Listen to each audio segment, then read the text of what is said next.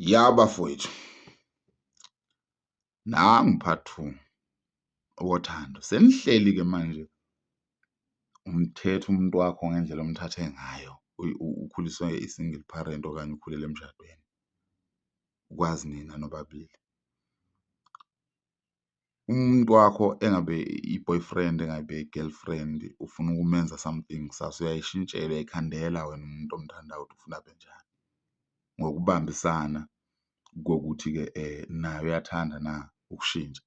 Umuntu ushintsha ngoba kukhona i-benefit azoyithola kuwe. Uya-understand? Ungafuni ungishintshisa athi uthisha la othandweni. Ngiyazi une-experience kade bekujoja, kodwa ungezi ngaleyo ngqondo ukuze siphile kahle. You-understand? Uyazibeka izinto ongazithandi ngami, ungitshela ukuthi lokhu nalokhu awukuthandi.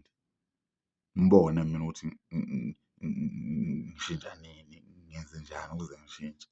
Kodwa-ke into eyenza ukuthi umuntu ashintshe bafowethu iyodwa, umuntu ushintshiswa uthando.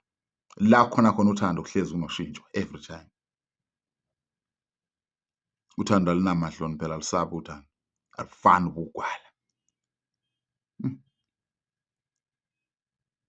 Ya, ngiyanitshela impela bafowethu, senihleli-ke manje nalo muntu lona omlande, ngabe umlandephi. Zimbalwa futhi izinto okumele uzibheke nezinto okumele uzilalele. Awusezwa manje, uyalalela. Understand? Hlukile ukuzwa nokulalela. Umuntu ozwayo ongezwa ezwa nje ngoba kufikile kuye, uyezwa, uzwile noma singekho isidingo, kodwa olalelayo uyakhetha ukuthi ulalelani. Usuhleli naye lo muntu la endlini, sithanda sami, ngiyaxolisa themba lami ngaleli phutha engilenzile. Ukwatile lo muntu manje, listen carefully amagama azophuma emlonyeni wakhe.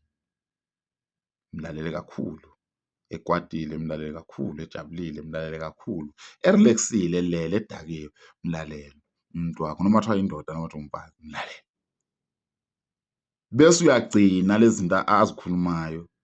Akekho umuntu okuthiwa akafundeki bafowethu, akekho umuntu okuthiwa uyincwadi engafundeki. Mnikeze isikhathi, ungajahi ukukhuluma. You understand? Kufana ukubamba umuntu, ukubona umuntu wakho ukuthi uyajola, ku-easy ukubona umuntu mesejola, uyashintsha. Mebheka ifoni iyashintsha i-mood, mephuma efonini iyashintsha i-mood, ifoni sihlezi ibheke phansi, silent ifoni, ayi-vibrate ngisho u-vibrate. Kunama-calls athi mengena la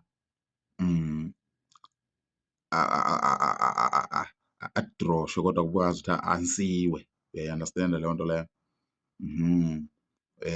Manihlelo osofeni, ukhona omunye okumele abheke kuwe ngqo emehlweni ukuze ifoni yakhe ibheke kuye, ingabheki kuwona. Usuyofaka ubona ikhamera, angazi noma ngiyashuthwa. Eyi madoda, izinto kumele uy'bheke lezo. Don't panic makunjalo.